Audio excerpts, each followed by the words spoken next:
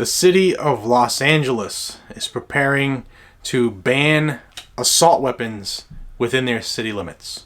That's right, lawfully owned, totally legal, common use items just banned because of feelings. At least they're trying. Check this one out.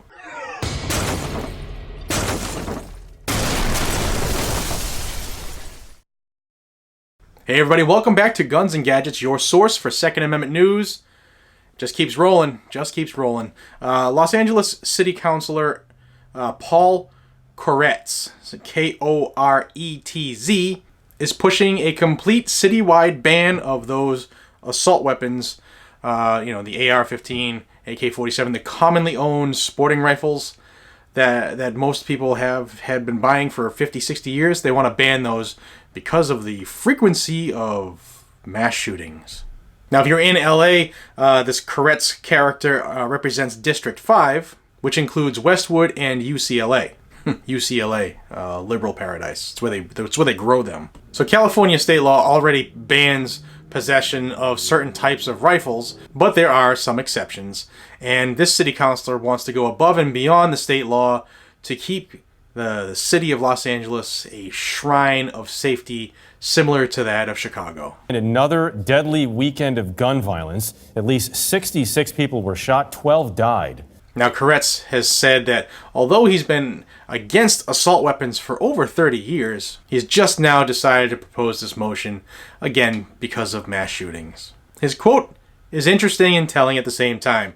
It says, quote, "It's more obvious that we should not be selling them, but there is also no reason for anyone to possess them." You are so out of touch, you moonbat.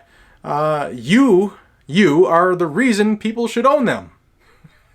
He continues, "So in Los Angeles, I wanted to take this to the next step and prevail the legal system to ban the possession of them in LA."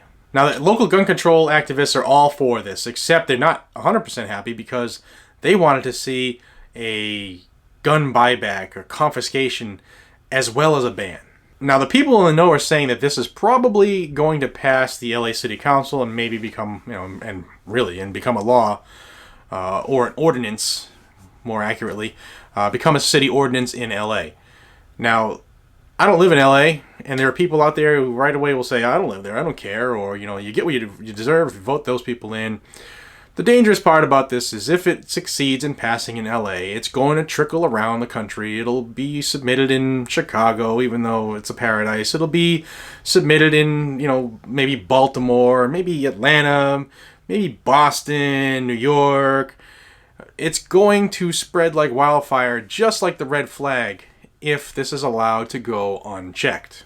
But what these bobos don't remember is that not too long ago, a judge in California, when addressing the magazine ban, said, and I'll paraphrase, that these standard capacity magazines are commonly owned items and it is unconstitutional to ban them. Of course, he had to put a stay on his own order to protect the ruling, and we'll be hearing more about that soon, I hope. But the people in California, they're just so dumb, they're like, hey, let's continue to unconstitutionally ban commonly owned items that are protected by the Second Amendment. You can't make this stuff up. For some reason, these anti-gunners believe that the public would be more open to them taking or banning or confiscating our lawful, legally owned items, us that are law-abiding citizens, if they just throw us a couple $100 for something that costs several thousands of dollars. You know what? It's not for sale. It's just not, okay?